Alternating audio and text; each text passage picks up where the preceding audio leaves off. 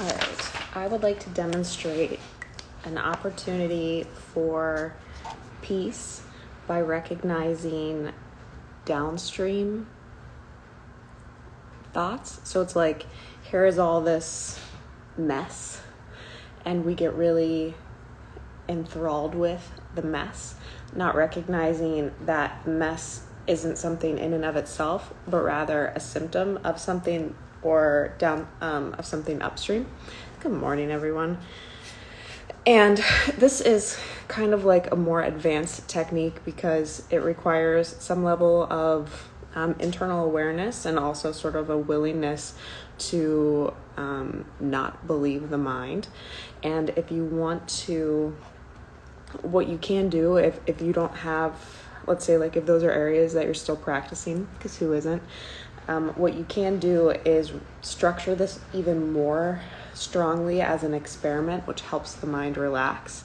So effectively, like my mind is so intense about keeping me safe, i.e.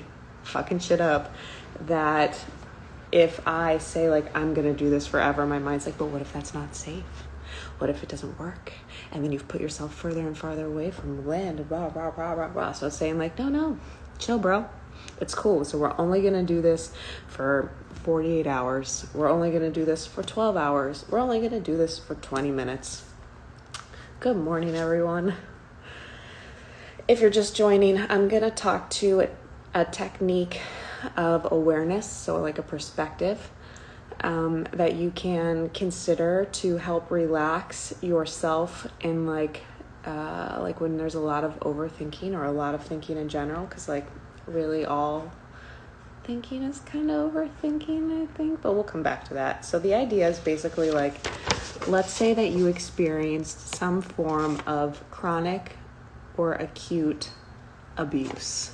And it doesn't, like, that's such a strong word. And really what that means is you didn't feel safe or comfortable psychologically or physically for a short amount of time or a long amount of time.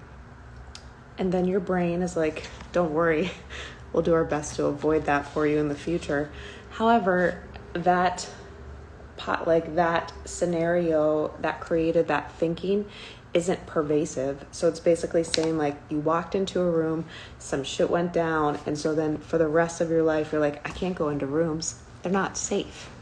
And what I'm talking about today are the thoughts that come downstream from that one conclusion that occurred because of some kind of like really like it looked like it was everything, and from our small vantage point as a child it probably was, but as an adult it really holds us back. So using the room example, what I'm talking about today is like, notice that you're having a response to the idea of being in a room rather than trying to solve the room. So in this example, if you had an issue with you go into a room, there was a problem, you then feel unsafe in rooms, but it's not because rooms are unsafe. It was because of that one experience where you weren't in a position to either assert your preferences or care for yourself or something. So it's like, okay, here was this primary issue, totally a real thing, totally happened.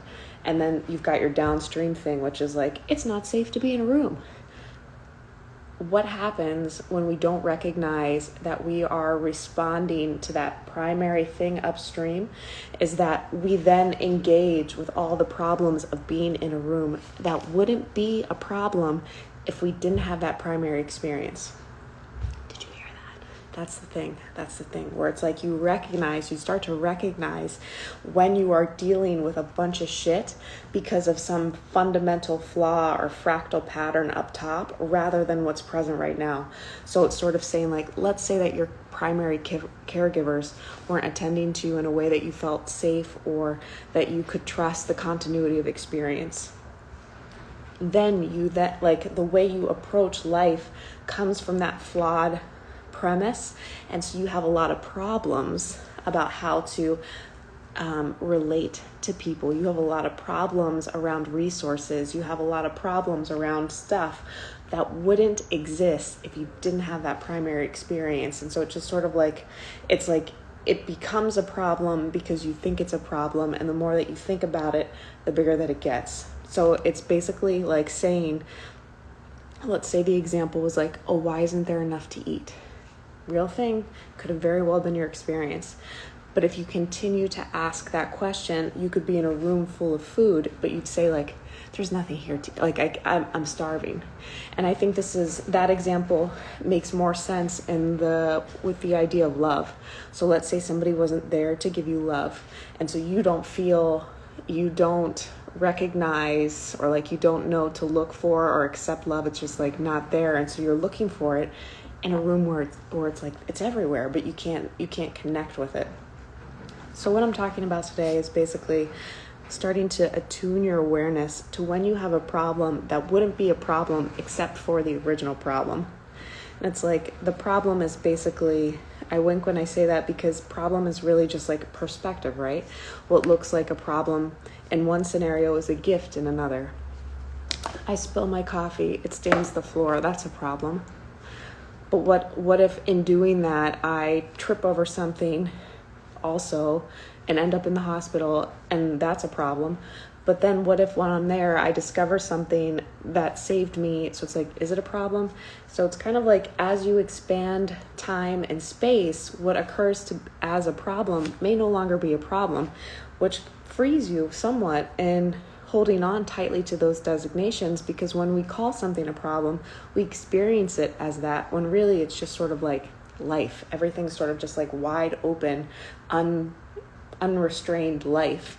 And then we call it by different names. This is a relationship.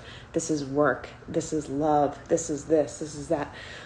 But really it's just like that abstraction, that conceptualization of it pulls us apart from the experience of it, because then we're not feeling it.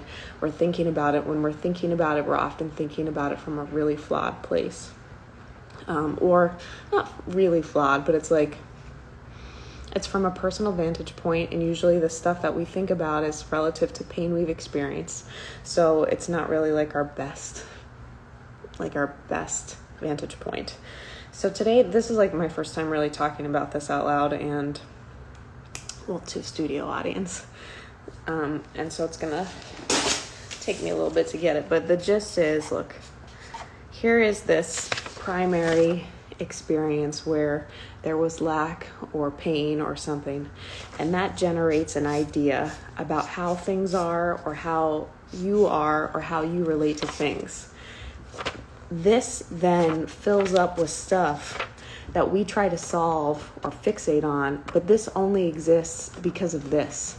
So it's sort of like, let's say that I had a boyfriend that wasn't very nice to me, and I then experience all relationships from the vantage point that, come in,